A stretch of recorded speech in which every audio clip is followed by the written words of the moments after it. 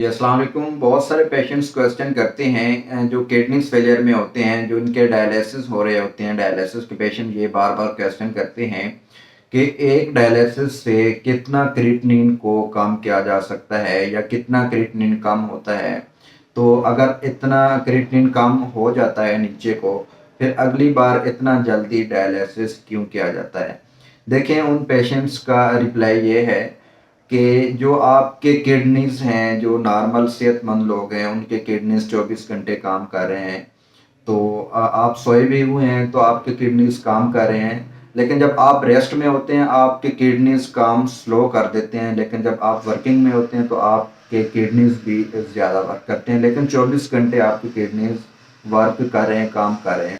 देखें, जब एक पेशेंट के किडनी फेल हो चुके हैं, पेशेंट किडनी फेलियर में चला गया है, तो किडनीज़ तो काम कर ही नहीं रहे। किडनीज़ का काम होता है बॉडी में वाटर रेगुलेशन है, ऑस्मोसिस है, ब्लड प्रेशर कंट्रोल करना है, यूरिया और क्रिएटिनिन जो है वो कम करना है, यूरिन आउटपुट है वो बेहतर करना है, और इसके अलावा एरिथ्रोपोएटिन हार्मोन पैदा करना है जो कि एचबी है, रेड ब्लड सेल हैं, उसको बढ़ाता है। ये सारे काम होते हैं किडनीज़ के। जब आपके किडनीज़ काम कर ही नहीं रहे, तो ये सारी चीज़ें आहिस्ता-आहिस्ता बढ़ना शुरू हो जाएँगे। जो वेस्ट प्रोडक्ट हैं, जो कि यूरिन के रास्ते खारिज होते थे, अब आपके किडनीज़ काम नहीं कर रहे, तो वो वाली सारी चीज़ें आपके ब्लड के अंदर जमा होना शुरू हो जाती हैं, बॉडी के अंदर जमा होना शुरू हो जाती हैं। इसी तरह एरिथ्रोपोएटिन हार्मोन नहीं बनता, जिसकी वजह से आपके बॉडी में एचबी लेवल की कमी हो जाती है, किडनीज़ फेलियर। देखें, जब आपको किडनी डिजीज़ हुआ, आपकी बॉडी में यूरिया क्रिएटिनिन बढ़ गया, बाकी वेस्ट प्रोडक्ट बढ़ गए, तो फिर तो फिर पेशेंट्स के डायलिसिस करना ज़रूरी हो जाते हैं। जब डायलिसिस होते हैं, वो ट्वाइस अ वीकली या थ्राइस अ वीकली, ये नहीं 1 वीक में 2 बार हुए या 3 बार हुए। जो सेहतमंद लोग हैं, उनके किडनीज़ 24 घंटे काम कर रहे हैं। इसी तरह देखें, जब आपका क्रिएटिनिन 10 पे है, तो जब डायलिसिस होंगे, वो आपके 4 आवर के डायलिसिस हुए, मुसलसल आपका ब्लड वॉश हुआ, यूरिया क्रिएटिनिन उसमें रिमूव हुआ, तो जो 10 आपका क्रिएटिनिन था, वो तकरीबन 3 या 4 पे आ गया। तो डायलिसिस के बाद अगर आप रिपोर्ट करवाएँगे, फ्रेश रिपोर्ट यही होगी, आपका जो 10 वाला क्रिएटिनिन था 3 या 4 पे आ गया। तो डायलिसिस के 2 घंटे बाद करवाएँगे, तो फिर आपका क्रिएटिनिन 3 वाला 4 पे चला जाएगा, 4 वाला 4.5 पे चला जाएगा। इस तरह आहिस्ता-आहिस्ता बढ़ता जाएगा।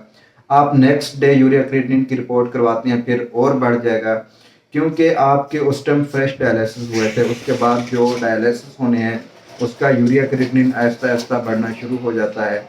तो जित अगर आप नेक्स्ट डायलिसिस के सेशन से पहले क्रिएटिनिन करवाते हैं, तो आपका फिर वही क्रिएटिनिन 9 या 10 तक चला जाएगा, क्योंकि आपके डायलिसिस वीक में 2 बार या 3 बार होते हैं। आपकी किडनीज़ तो 24 घंटे काम कर रहे हैं। यही वजह है कि एक डायलिसिस के सेशन में आपका जो क्रिएटिनिन है, वो 5 या 6 पॉइंट कम तो हो जाता है, लेकिन उसके बाद आहिस्ता-आहिस्ता आपकी बॉडी में क्रिएटिनिन बढ़ना शुरू हो जाता है। तो जो भी किडनी फेलियर के पेशेंट हैं, उनको ये घबराने की ज़रूरत नहीं है। 6, 7, 8 तक क्रिएटिनिन है, ये नॉर्मल होता है किडनी फेलियर के पेशेंट में।